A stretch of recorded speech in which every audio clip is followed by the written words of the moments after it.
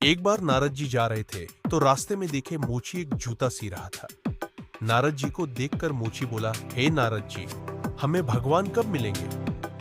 वह जूता शीलता और भगवान के नाम को जप और भगवान के लिए रोता काम करते करते नारद जी से बोला, आप तो भगवान से मिलते होंगे, तो बताओ हमें भगवान कब दर्शन देंगे? तो नारद जी बोले, मैं पूछ कर आता हूं नारद जी। आगे चले तो जंगल में एक महात्मा जी ध्यान लगाए बैठे थे।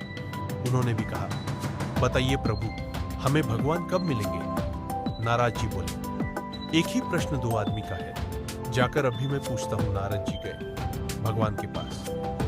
भगवान से कहते हैं, प्रभु दो भक्ति से हम मिलकर आ रहे हैं।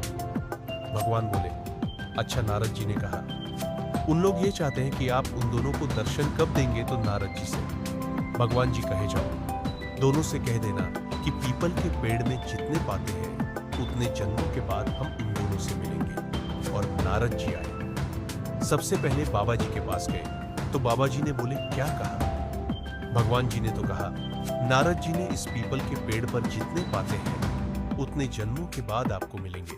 बाबा जी का मनोबल गिर गया। बाबा जी ने अपने मन में ही सोचने लगे कि एक जन्म तो काट नहीं रहा है और लाखों जन्मों के बाद भगवान मिलेंगे। नारद जी ने कहा, भगवान तो बोल ऐसे ही है।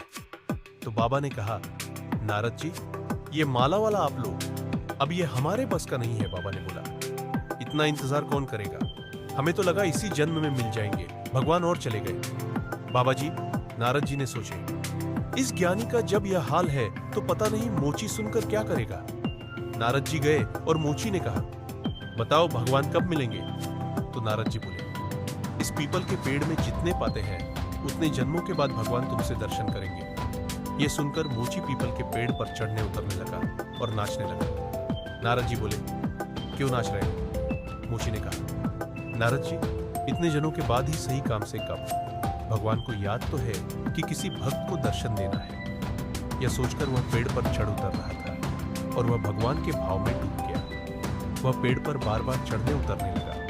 तभी पेड़ से पैर पिछल गया और वह पेड़ से नीचे गिरने लगा।